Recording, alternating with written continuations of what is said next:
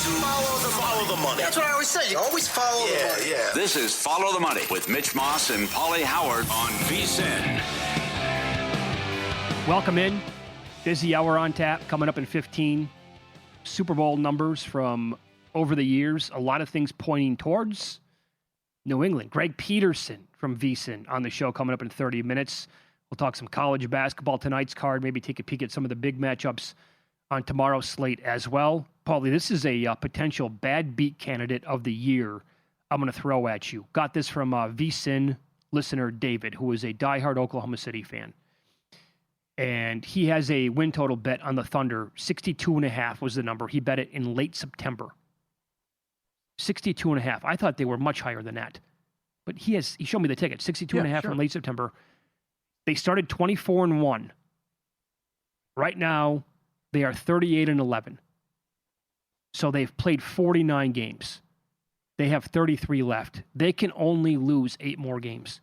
They have to finish at least 25-8 for him to go over that win total. If they lose 9 games or more, the ticket's dead. And the way that they're playing right now, and the funk that they've been in now for, I don't know, what seems like a month plus, all of the injuries, and there's also this, they have a brutal schedule to close the season. The second hardest in the league. For example, they have the Nuggets 4 more times. Denver has the most difficult schedule, by the way. That's right. Yeah. They have the Pistons, Celtics. So they didn't play Denver with the Joker, and wow. How they about couldn't that? take advantage of that. Nope. Wow. And they have the Pistons, Celtics, Knicks 2 times each, Spurs and Rockets among the tough teams remaining on the schedule. They got routed at home by Charlotte. I know. I mean, you can't look at the schedule and just play the W game and go down the list. So that's a great observation. And thank you to the listener as well. Very good. That file that one away if they don't. Again, 24-1. All that talk, by the way, of, and we had to bring it up because those markets were available. Are they going to win 70 plus? Can they actually break the all-time record of 74? It's like, I think they might. Numerous people will cover the league. I can't see them losing 10 games. Well, I just can't see it, all right? And then, that's sports. It's wild. I mean, look what happened with Sinner and the Joker. The other thing is, and I could talk to Rizzo for 3 hours. I mean, he's seen everything. He's a Cleveland institution. But the Cavs are plus 950 to win the division at DraftKings. They have the 5th easiest remaining schedule. So you got the news there. Likely to trade Hunter to the Lakers. Try to get Hachimura. Maybe another trade's going to happen. But also, how shall we say, Hunter's eccentric. And maybe not the best locker room guy or the best fit. So put it that way, you get a good player in Hachimura if that goes through. And you get rid of Hunter. And they're starting to figure it out, and I like them tonight, laying a short number in Phoenix. They're not that far back from Detroit. So, number one, you can lock in a profit when we took Detroit plus 450 and come back and play plus the 950, and you got the 5th easiest remaining schedule. So you can attack it that way, too. Boy, I would honestly say that I've only looked at a couple of books. I think plus 950 has to be about the best number that you can find. I saw 6-1. Yeah.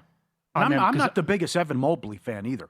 That was interesting. He brought that up, how well they're playing with him out, too. Yeah. And it goes back to, in today's NBA, can you play 2 bigs at the same time? And they've been through that, over and over and over again. Oh, look at this, by the way. So, again, what's this number going to look like coming up? Because this game tips at 9 o'clock Eastern. We are 3 hours away from tip time. The Cavaliers, all day long, this number has been shrinking. The Suns have been taking money the entire time. Right now at Circa, the Cavs are down to 1.5. Does it actually hit like pick? Because when we popped on the air, it was 3. On a back-to-back? Even though they had an easy time of it last night? Well, Suns are really good. Oh, yeah, no doubt. Yeah, and they're not going anywhere. They're going to be number one ATS. But like you said it yesterday, I had that completely wrong in the Houston game. I thought Houston on a back-to-back would be a negative, and they ran Atlanta out. But some of these back-to-back situations can be wonky. Yeah, no doubt. I don't know. I think I'm going to shop around because I think the Cavaliers did find something a while back, and the fact that they were the worst team ATS to begin the year, I think like positive regression can certainly be on the way, and I think we're in the middle of that right now. And I think we can also tie that in with a little bit of negative regression coming, and we're in the middle of that with the Detroit Pistons. And so we have those futures on the Pistons to win the division. There is no other team in that division that can win it. It's only, it's down to Detroit and potentially Cleveland. And if you want to lock it in, I think right now is probably the time.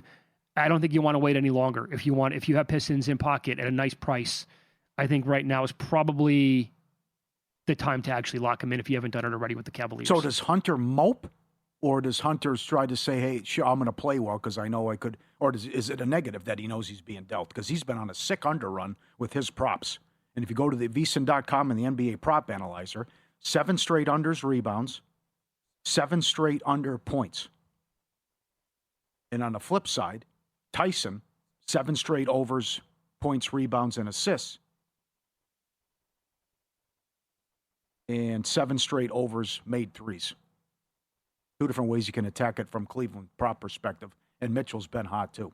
So I would say he's going to mope and continue this bad trend and more unders here tonight. I'm looking at the side-by-side right now between these two, between Hachimura and Hunter. Like career stats, they're pretty close overall. When you look at the whole combined number, they've both been in the league for 7 years. From the floor, Hachimura is better. From 3, he's better. From the free throw line, Hunter is better. And Hunter is a little bit better in points per game overall. I honestly think that Hachimura might be an upgrade for the Cavaliers. I could see Maybe that's a win-win for both teams, which is the rare trade that can actually take place. Yeah. Luka's going to be in. 2-point move during the break on the Lakers. Lakers up to 10.5 in Washington. Wow. 229.5 the total. They should be able to eat. Everyone should go off for the Lakers here offensively. Maybe a good game for Ayton here. Maybe he can do something. But that was an embarrassing third quarter when they were out. It's a long road trip, I understand. But they had some good moments in that comeback against Dallas and the comeback against Chicago. But that was just let go of the rope and blown out in Cleveland. So I think they respond and bury Washington tonight. Washington on a back-to-back and smelling themselves probably after a win. 2 wins. Beat Portland. 2 wins. Have you seen any news yet on Reeves? He was upgraded to questionable earlier. He's not listed on props yet. We're less than an hour away, so I don't think he's in. But I think maybe, to your point, they should be able to get what they want. I think maybe team total with the Lakers. I'm not laying 11.5 with the Lakers against anybody. I can't do it because their defense is so bad. Yeah. And Washington's actually on the come. They're a better team now than they were at the beginning of the season. They have some like Sarr. He's out. He's out. Okay. He's out. Sarr, by the way, file this one away. Sarr did it again last night. Now you can't rely on him to score 20 points every game, but he has now shown really strong rebounding ability. And I think if you play the points and rebounds combined, as long as it's below 30, there's a good angle there because he might only get you like last night, 14 points? But he went flying over because his rebounds were so strong as well. And that's something that's only going to continue to go up, obviously. And it was probably much shorter earlier in the year, but now he's on a tear and playing the best basketball that he has shown. Points in the Knicks game? What do you think? 7.5 at home to Portland? Now they've won a couple in a row after they lost 9 of 11. The defense was so bad during that stretch. Talking about moping and gloomy Gus, that's been Towns. It could be a negative as they boo him off the court, and they don't like his performance here in New York. But McBride's sick, but I think the Knicks can get what they want offensively against Portland. And 224.5 the total. And Makinen's got good numbers like he does every day at VSiN.com. And the dog has been great in the Sacramento-Boston run here with what's happened. So it's a lot of points. No Brown. And Sacramento catching 11.5. Westbrook out. But Makinen's got good trends on this game that point to the dog in the Celtic game. I will point this out about the Blazers-Knicks matchup. VSiN Zach Cohen, his podcast is called Hardwood Handicappers. He does it every day during the week. He also has daily write-ups on the website, VSiN.com, for his breakdowns. He has pointed out that the Blazers, when they step up in competition and play good teams, that's when you want to be on this team. So they have like a ton of really good wins on the year against solid competition. Again, they were the first team to knock off Oklahoma City this season, gave them their first loss for a long time. But this is a team that I guess you could say plays at a level of competition, but against good teams, backing Portland has been a moneymaker this year, and I believe that's been the case for Dallas as well. Dallas did cover the game last night, did not cover, but I would qualify Charlotte as current form that we're talking about. Charlotte is fantastic. They have some of the best numbers in the NBA going back to last month. You want the Jazz tonight? Nets back-to-back, close game. Showed a lot of heart in the loss at Denver. Porter was great. Now Porter's out. Jazz laying 3.5 at home, Well, Jazz at home has been like a moneymaker all year long. First quarter over and first half over the total. Number one over team. That's right for the game, too. Yep, and Clippers 2.5 in Denver. Joker is back. 9-point move on the total now with the news that he's in. And the Clippers were laying 6, now down to 2.5. But Brown's out for Denver as well. Murray's going to give it a go. Do we think the Clippers should be favored? No, I can't believe it. I know they're playing well, 9-10, but come on. It's still the supporting cast has been great for the Nuggets. I can't believe they held it down. It's still a big price, but to be only 5 back in the loss column of the division? If I told you that a healthy Nikola Jokic is only worth 4 points of the point spread at any point this year, right, you'd probably laugh me out of the room. Yeah. And certainly you would have said he's absolutely worth more than 4 points before the injury happened, or right as the injury was happening. But it's been a month now, and the players played well, but the guy is still the best player in the world. What's the biggest number you have on the Clippers? Or that you saw? 100? Oh, 60, I think. Okay, they're down to 13. To win the division. 6 back. And then I got 80-1 on the Suns. You have 100? On the Suns, I have 50. Oh, really? That I have in pocket. Okay. I saw 80. Oh, okay. So that's okay. Now, plus 125. That's going to be a great race, especially if Golden State can do something at the deadline. A lot of angles are screaming at us to bet on New England. I'll tell you why next.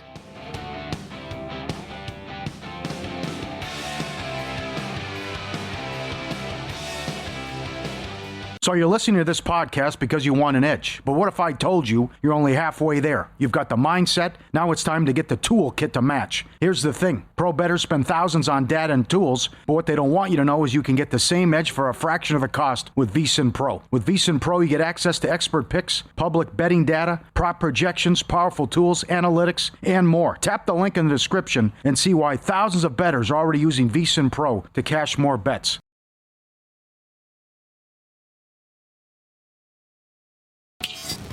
This is Follow the Money on VSiN. A couple of tweets here per our discussion going back to the NBA previous segment. This is from Pauly. Check that. Colin Murphy. Another look for the Cavs to get the 2 seed at FanDuel right now, plus 550. 1 game back of Boston, and the Knicks tied with the Raptors. Oh, I love that. That way that's you exact could, seed. Okay. Yeah, and you could scoop the Pistons division bet and that bet as well. That's actually not bad. That is awesome. And there's also this, too. The Pistons are, and this ties in the Thunder, how they somehow might not go over their win total now, which was as low as 62.5. They can only have 8 more losses. They're minus $8 right now at DK to have the most regular season wins. The Pistons are 8-1. You might be able to find more than that, double digits, in fact. And don't look now, the Pistons are, despite losing last night, both teams did, they are 4 losses behind Oklahoma City for the most. Now, how much of this regression are we going to get out of the Pistons, though? Or do they're going to win 65 games? Is that them this year? I don't think they're going to win that many. You get the SOS? I can. I misspoke earlier, by the way. So 18-1 on the Suns. But this is... You are remaining SOS? It's possible, yeah. Because, I mean, you just the way they're playing right now and to get blasted in Minnesota, to lose to Charlotte and Toronto back-to-back, there's just no sense of urgency, and it seems that they're just going to say, well, let's just flip the switch when we're all healthy and get ready, like when we get ready for the playoffs, late regular season push, rather. Right. So... let's see here. The Pistons, middle of the pack. Okay. 14th easiest. Oklahoma City, second hardest. Right. So the Cavs are going to make a trade, if not 2. I don't mind that exact seed. Yeah, that seems to be pretty decent, actually. And I don't mind the plus 950 either. They could run down Detroit. Especially if you already have a position on the Pistons as well. All right, some Super Bowl numbers here. C. Makinen, great numbers as always. VSiN.com is the website. How about this? Over the last 24 years, dogs are 18-6 ATS. That's 75%. And that's also 14-4 over the last 18 Super Bowls. Dogs of at least 4.5 points. That's the current number on the game. 12-2-2 ATS since Super Bowl 30. And Mike Vrabel, as a dog of at least 3 points, 29-16-2. Strong numbers there. Makinen's power ratings, he has his own set. He has something called effective strength power ratings and the bettors ratings as well. All point towards New England as an underpriced underdog in this game. He also points out, and he tracks all of the DK betting splits, which you can get at VSiN.com for every game throughout the entire year. And his number one system is fade heavy public sides. And at DK to this point, the public is all over Seattle. If you tease dogs, 6-pointers, last 24 Super Bowls, that side is 21-3, 87.5%. It's the last game of the year. I would say probably teasing that with the total. Some people would tell you don't tease totals, obviously. In this one, I would say probably tease it to the under.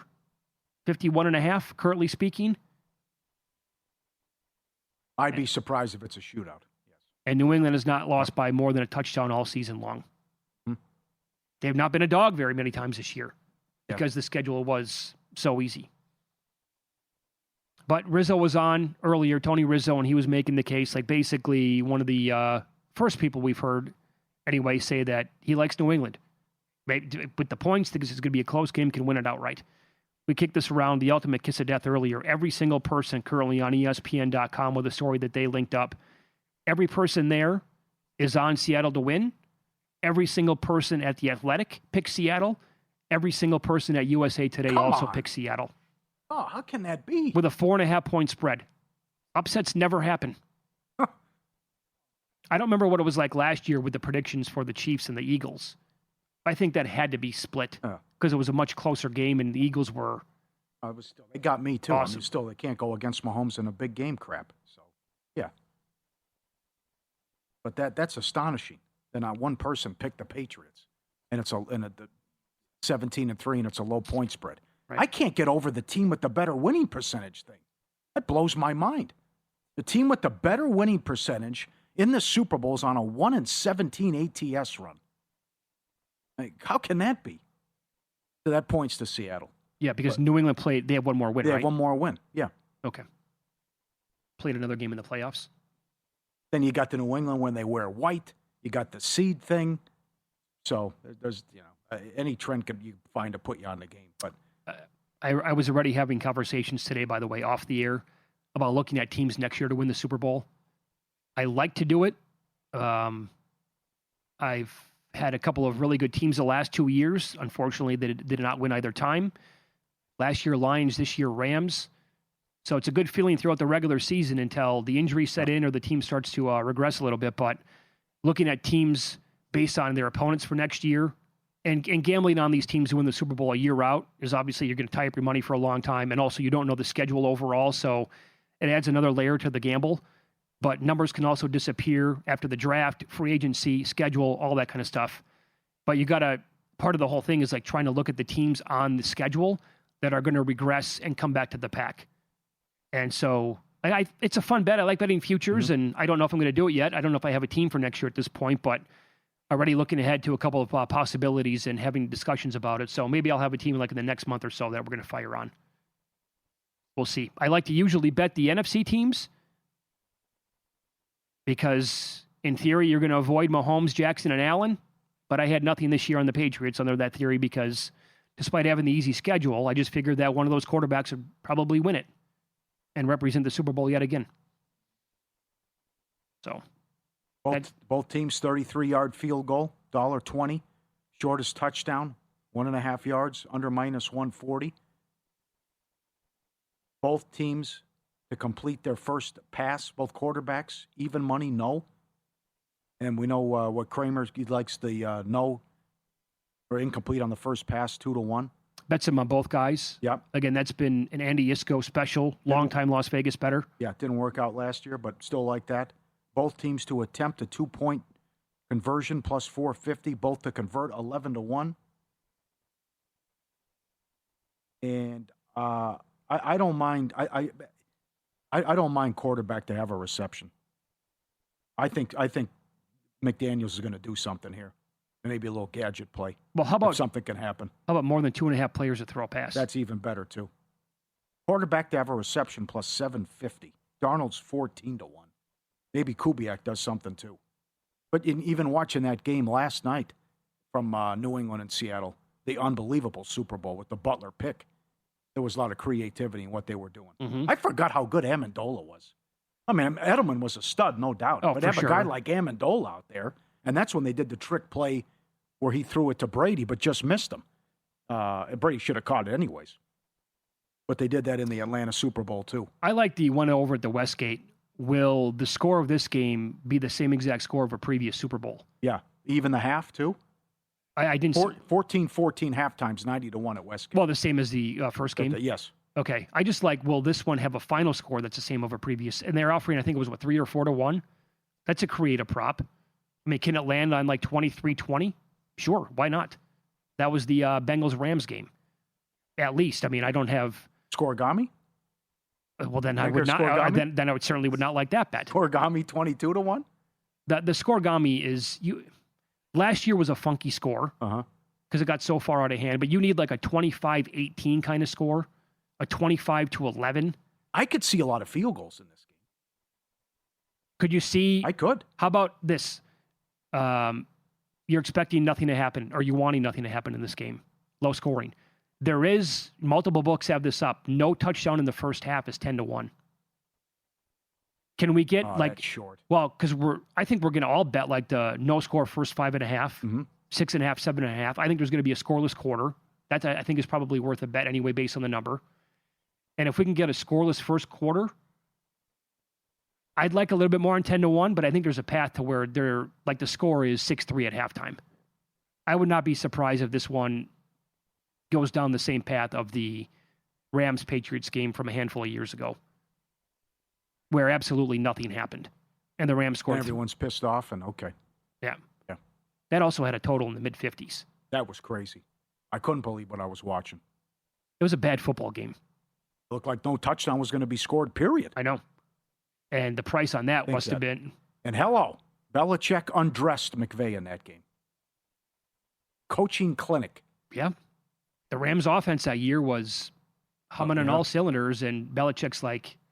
The non-Hall of Famer Bill Belichick, by the way, put together a game plan where that Rams team scored 3 points. You bet. All right, huge game tipping off at 8 o'clock Eastern, Big Ten. Spartans host second-ranked Michigan. Michigan hasn't covered a game in 7 straight. Does that continue, or do they pop out of it tonight? We'll ask Greg Peterson next.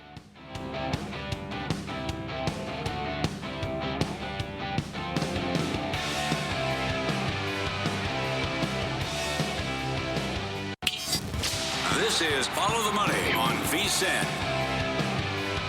College basketball here. We go out to the progressive guest line. Greg Peterson joins the program. Daily write-ups at vsin.com. Also the host of VSiN Coast to Coast Hoops. G Unit, let's begin with this. IUPUI Indy is beginning their game in like a couple of minutes, so people can still get down on this bet. The total has dropped big time from like 185.5 down to 153 as we speak. What do you make of the total?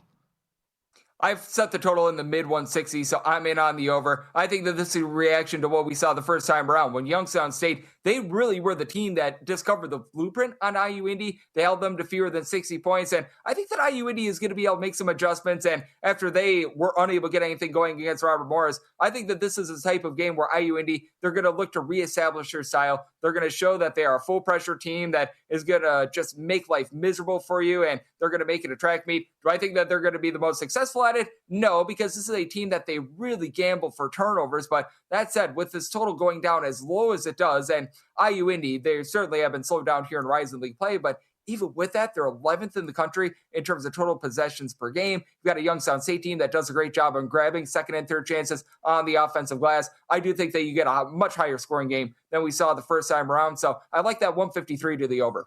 What did you make? A huge game tonight in the Big Ten. Can't wait to watch this one. I don't know if I'm going to bet it yet, though. I would lean Michigan State, but I also think it might be a good in-play betting game, unless Sparty jumps on them and they never trail and they go coast to coast or wire to wire. Everybody on the picks page right now is on Michigan State at VSiN.com the way it looks. What'd you make the number, and what do you think of the game? I personally took a shot on Michigan State on the money line. I made them the 1.5 point favorite, and I like this total under. Like, this was a total that was right around my number. I set the number at a 147.5, but Michigan State, you take a look at the sorts of teams that they've been able to slow down this year. Really, only Cornell has been able to get a good offensive performance against them. Number is a little bit warped in terms of recent defense because they played that overtime game against Rutgers, but they held down Arkansas, one of the most prolific offenses in all of college basketball, to fewer than 70. They were able to slow down Duke, and Michigan just has not been themselves here in the month of January. You mentioned it. They've failed to cover either their last 6 or their last 7 games. They're really rock solid down low. And if you wanted a bad beat with regards to a total, if you watch that Michigan versus Nebraska game a few nights ago, 98 points in the first half of that, 49 in the second, and I was one of those schmucks that was on the over, so I was a little bit salty about that one, but I think that Michigan State is going to be able to control this game, and I do think that it's a little bit correlated. If you like the under, you probably like Michigan State. If you like the over, you probably like Michigan, but I just think that style, being out there at the Breslin Center, I like Michigan State to be able to get the job done outright on the money line. I like the St. Louis team, 20-1 on the season, only lost by 1 point, off a scare in the last game against George Washington. They won by 3. They're 9.5 against Dayton in 90 minutes, 152.5. What say you? Anything of single digits, I was willing to lay with St. Louis. 9.5 is pretty much my max, but this St. Louis team is just so well-rounded. And when you think of St. Louis, you think of Robbie Avila, but it's really a whole greater than the sum of its parts team. You got essentially 7 different guys that give you at least 8 points per game. Like, they're getting it from everyone out there on the floor. They're top 30 team in terms of rebound percentage, top 30 team in terms of both points scored and points allowed on a per possession basis. And Dayton just does not guard the 3-point line. They're outside the top 250 in terms of opponent's 3-point shooting percentage. That Josh Hurt's style is really to go out there, bomb it from 3. This total has dipped all the way down to a 153. So I like that over because I do think that St. Louis is going to be able to get really good looks from 3-point range. And I do think that Dayton is going to be able to generate a few turnovers, be able to get some fast break buckets, but they dealt with an injury to their 7-footer Emil Latang. Even when he's been out there, he hasn't necessarily been 100%. So I think that St. Louis is going to be able to get it done by double figures. I'm willing to lay the number. How about the team out here locally? What a weird year for Josh Pastner, first season as UNLV's head coach. For example, they go to Utah State, monstrous dogs. They win it outright. Earlier this week, at home against New Mexico, absolutely waxed off the court at the Thomas and Mack. And now tonight, they're up in Reno taking on Nevada, and the Rebels are catching 8 points here. Is it going to get messy again tonight for the Running Rebels? And if I'm not mistaken, this is the Nevada Day game as well for all of us out here in the lovely state. And I think it's going to get messy once again. I really like the way that Nevada does the little things. They're 17th in the country in 3-point shooting percentage, but they're also 17th in terms of fewest turnovers on a per possession basis. So they maximize their possessions. They're pretty good in terms of being able to control the offensive and defensive glass as well. And for UNLV, they just have not been able to shoot it from 3, and they're looking to go bombs way from 3. They haven't had Miles Shea, one of their big transfers, in all season long. He was supposed to be a double-figure scorer coming over from UC Irvine. It's really been a mess of a year in terms of the injuries for UNLV, so that's left them short-handed down low. It is a Nevada team that is relatively slow. They're outside the top 250 in terms of total possessions per game, but UNLV, for some reason, even with all the injuries, they've really looked to push tempo. They're hovering around 49th, 50th in terms of total possessions per game. Not doing a great job in terms of their 2-point or 3-point shooting percentage. I think that with the way that Nevada does a nice job keeping things clean, that they're going to be able to do enough for the total. So I'm in on the over, and personally, I felt like Nevada should have been closer to a 10-point favorite, so I laid it with Nevada. 32-1 still in play here for Gonzaga as they enter March Madness. Top 10 team only lost against Michigan. The showdown at home tomorrow against St. Mary's. Zags laying 10. And what do you think of this one? And also, you have an opinion on the total. I do like the under, because if you just look year in and year out, it doesn't matter what form of St. Mary's you've got. It doesn't matter what form of Gonzaga they've got. Randy Bennett is the one man that knows how to slow down Gonzaga. And this year, unlike most years, Gonzaga's defense is actually more efficient than their offense. If you look at Gonzaga at home, they're a top 2 team in terms of points allowed on a per possession basis. Now, they should be getting Graham Ike back. You want to be monitoring that, but he should be good to go. But even if you have Graham Ike back, he's been missing the last few games. He's probably not going to be 100%. They're certainly going to be without Braden Huff, another one of their top 2 scorers as well. So this is a wounded Gonzaga team that we saw them life or death a few nights ago in that game against San Francisco. A San Francisco team that has been a little bit wobbly this year as well. They got blown out in the second half against Santa Clara a few days ago themselves. St. Mary's, they always do a great job on the glass. Top 10 team in terms of rebound percentage. I like what Mikey Lewis and Joshua Dent are able to provide with regards to perimeter shooting as well. So, I saw this total open up at a 148. It's diving down as we're doing this, but anything above a 144, I'm in on the under. And I said St. Mary's is a 7.5 point favorite. So being able to get double figures, I'm in on those points. All right. How about BYU and Kansas? Kansas 4.5, 156.5 the total. 4:30 Eastern tomorrow. I'm going to be taking the points with BYU. They had a very lackadaisical first half against Arizona. As a matter of fact, they got down 19 points. They tried to make a bonsai charge to be able to get that win and very nearly pulled it out. They got a little bit of help from the refs there late, but I do think that BYU is going to be able to hold in this game because it's a Kansas offense that hasn't necessarily been what you'd expect a Kansas offense to be. They're overall 77th of the country in terms of points per possession. Good news is Darren Peterson should be good to go in this game. He's been dealing with injuries. He's been in and out of the lineup. Should be good to go here. But still, for Kansas, their strength is their defense. They've been a top 25 team in terms of points allowed per possession at home. Flory Badunga down low has been really good in terms of shot blocking. But then you look at the flip side for BYU, really efficient team on both ends. Top 30 team in terms of both points scored and points allowed on a per possession basis. That defense has been able to travel relatively well. They're a good team on the glass. I think that they're going to be able to hold in there in this game. So with BYU, I don't necessarily want the money line, and whether or not I was going to make Kansas a favorite or the underdog depended on Peterson with him being able to play in this game. I certainly don't want the money line here with BYU anymore, but being able to get 4 to 4.5, I'm in on those points with BYU, and Kansas has been really good to the under. I'm going to be taking that under too. Fair enough. Greg Peterson, our guest. His podcast here at VSiN is called Coast to Coast Hoops. He's on the Progressive Guest Line. How do you think Georgia responds? They're at home tomorrow against Texas A&M. What a weird finish the other night in overtime to Tennessee. The kid, they're down by 3, and he goes in for a layup pretty much at the buzz. Did you see that? Like, oh, man, the awareness there, buddy. You got to take a 3. So what do you make of that matchup tomorrow? And I don't know about you, but I grew up with a lot of announcers that's always said, oh, you don't need a 3 in very obvious situations where you need a 3. And I think that might be seeping into the minds of some of these kids because, man, that was rough to say the least. And I've seen a lot of those this year as well, where guys are going for layups when they're down like 6 points with 10 seconds remaining. It's like, what are you doing, buddy? But that said, with this game, I actually like the under. For Georgia and Texas A&M, they're 2 of the fastest teams in all of college basketball. And depending upon what day you look, Georgia's either number 1 or number 2 in terms of total possessions per game. But here's the strength of both of these teams. Generating turnovers. Both of these teams, top 40 teams in terms of turnovers generated on a per possession basis. And with Georgia, they've been a bit of a wobbly team from 3-point range. They only shoot about 32.5% as a collective. That's been starting to iron out a little bit. And Texas A&M, they've been a team that's been hit or miss with regards to their 3-point shooting defense as well. So I think that that's an interesting case study. That said, with this Georgia team, I do like the way that they've been able to defend down low. It's been a nice run for Texas A&M as they're actually leading the SEC right now. I think that goes under the radar, but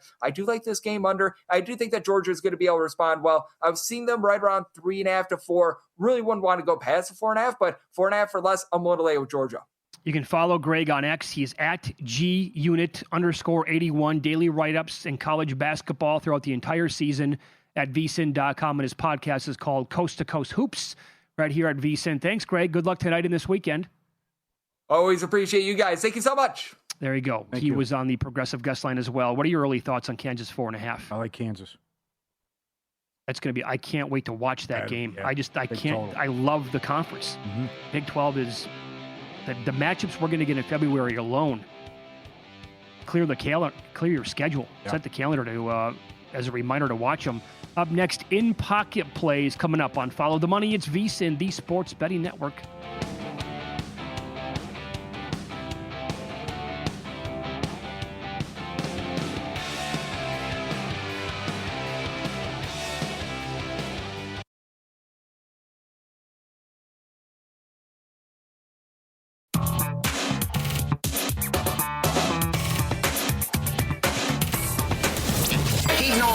Mac was on coke, if his girlfriend was knocked up. These games are a burial, a blowout, a human lock.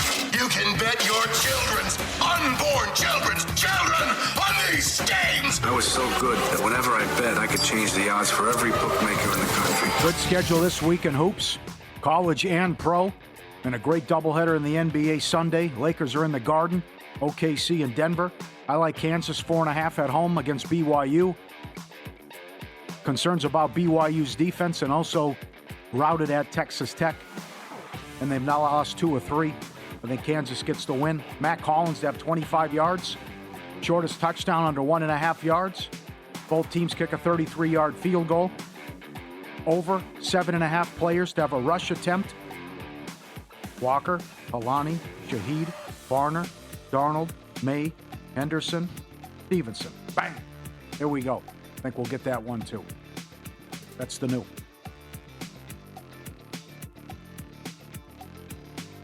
Good luck. Okay. Why does this keep moving? What is going on here? As I said, I think to begin the show today, we're just going to get cooked on this prop, aren't we? No, we're not. He's going to have a catch. They're begging us to bet more on it. So they BetMGM and other books moved it down to Travion Henderson, half a yard. I have like 6 bets on him now. And so at the end of the day, he'll have 0 catches for 0 yards. He will have a catch. So I'm on over half a yard. It makes no sense. Win total, Bucks under 30.5. Boy, oh boy, that's minus good. 106. That is good. That makes a lot of sense. They got to win 13 more games. Yep. I did bite. Books are moving towards Michigan. They're laying 2.5 now. That's a great stat from Evan Abrams. Izzo, when he's in the ranked in the top 15, has been a home dog 3 times. It's the 3rd time. That's crazy. That's crazy. Yeah. It's also his birthday today, I believe. Yeah. So you get the Izzo birthday performance tonight. By the way, there is this angle. You're right. Michigan 0-7 ATS run. Yeah, they're trending in the wrong way. I get it. Sparty had a bad game against Rutgers. They should have lost that game. Did anybody ever, I haven't heard one person say, was that a look-ahead game? Good point. Or do those not exist anymore? I'm just throwing it out there. It's hard to win on the road. And now they're catching 2.5 at home tonight, minus 115. I'm going to bite. Hook, line, and sinker. You got me. So those are the 3 new plays here.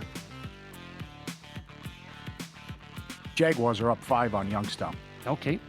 9 minutes in. Get ready for Big Game 60 with a big deal to match. Save $60 off the VSiN Pro annual subscription when you sign up using promo code FTM. Become a VSiN Pro annual subscriber and bet smarter all year long with full access. Every best bet, every host, every guest. The betting guide drops Tuesday. March Madness right around the corner. AI-powered prop tools. Makinen's trends every single day. Cohen with tennis and hoops. Nigel Seeley with tennis. And soccer. It's phenomenal. The content off the charts. VSiN.com/subscribe. Code FTM. Save now. Code FTM. VSiN.com/subscribe. How about the Philly angle? Would you get some love for the Sixers? We did. Somebody reached out and they said, how come no talk about Philly? They were actually 11-1 on the screen, and I think we ran out of time in the segment. Well, it's Embiid always gets hurt. Yeah, you can question that for sure. But now that's the big if, right? If the entire roster can stay healthy, that's another team that you got to make the case for to win the East. And also, this is from Colin on X. How about Philly 30-1 on FanDuel for the 2 seed? 3 games back, 10th easiest SOS. Much easier than the 3 games in front of them, not including Cleveland. 30-1, number 2 seed overall. Embiid and Maxey were phenomenal again last night. I love that. Exact seed. Boy, that's good. Yeah. I know that's been kicked around. I know JVT has brought this up before. Others have as well. Like when it comes to awards betting, by the way, we get the awards next Thursday, finally. My God, it's been long enough. But if you it's a Thursday night? Yeah. If you could bet placement markets for awards, like for example, throughout the season, if you could have bet Drake May to finish top 2 or top 3, like that would have been a great approach. Same thing with Matthew Stafford, a coach of the year, any of that stuff. If you could bet like a golf tournament, will they finish in the top 2, top 3, whatever, and you can kind of name exactly where you think they're going to land anyway. This is from earlier today. So there's this trend where teams wearing white in the Super Bowl have won the game a lot in recent years. And the team this year, New England, 5-0, wearing their white uniforms. And their head coach, Mike Vrabel, was asked about it. For the home team, we get to choose guys like the white uniforms. So you're 5-0 with the white uniform. So there we go. Is that the captain's? Hope the Tooth Fairy comes tonight too. We'll be real excited. Smart move, right? Good. How about Romo saying bad move because of the conditions and the snow to wear the white last week? Because Did you hear that? You might not see. Yeah. You might not be able to see the other player. To see his teammates. Denver had an advantage. I think he was serious. Well, when it's coming down that hard, you ever been in a whiteout before? Damn right. You can't see anything. I drove through a blizzard in the Rockies when I moved out here in 2000. Was it fun? It was something, man. It was a scene. We have that in common. That. In fact, it's funny. I had the same conversation with my brother. He helped me move out here in 2001, and we stopped in Wyoming. And you have an option, right? You can go through the Rockies, or you can go, yeah. I said, let's go. Bring it on. I'm not afraid of this. Yeah. We stopped to get gas, and it's all powered. The energy up there is powered by windmills. And so the car's moving around a little bit. You could feel it's a little bit windy. When we opened up the doors, it created a crosswind. It almost sucked us out of the car, and everything's flying out. And we had to fight it to try to get in the gas station. We finally make it in. And I'm like, whatever I said, I'll take $40 on pump number 8. And my brother and I were both like, Jesus, it's pretty windy out there, huh? And the cash, she's like, I don't know, is it? I didn't notice. We're like, you didn't notice? It almost sucked us out of the car. She's like, yeah, we live here. It's like we don't, you just get used to it at some point? Yeah. Okay. All right. It's 25 years ago. My brother remembers it like it was yesterday. And then we're coming home through like Wyoming and northern Utah, and it was 20 miles an hour. That was it. Semis were turned over because it was all black ice. That's an adventure that nobody should go through ever. Well, there is no Pro Football tailgate show on Sunday. No. We're off for the first time in 5 months. We will be back on Super Bowl Sunday. Could we have pulled it off? I know you started the first show saying you drop us off in the jungle naked. We'll put on a great show, which is hilarious. Could we have pulled off 3 hours on props? That would have been a tough this Sunday? You think we could have done 3 hours? 3 hours on props? In our sleep. Oh, really? Okay. In our sleep. I thought you were going to say, do you think we could pull that off? Dropping us off in the jungle. Yeah. Not a problem. We'd have to have somebody with us because I don't know how to hook up the equipment. Yeah. Some of the stuff I'm okay with, but the hardcore stuff, I'm not exactly MacGruber over here. Mm-hmm. So, but it's a big college hoops day tomorrow as well. And you're right. I can't wait to watch the BYU Kansas game. Texas Tech also, they get Central Florida. There was a big one Sunday. Nebraska, who plays? Iowa State play, no. Oh, Illinois, Nebraska play Sunday too. Oh, that's a damn good game. Yeah. Are you there after the game? We talked about it a little bit after the Michigan game. You think Final Four worthy now with Nebraska?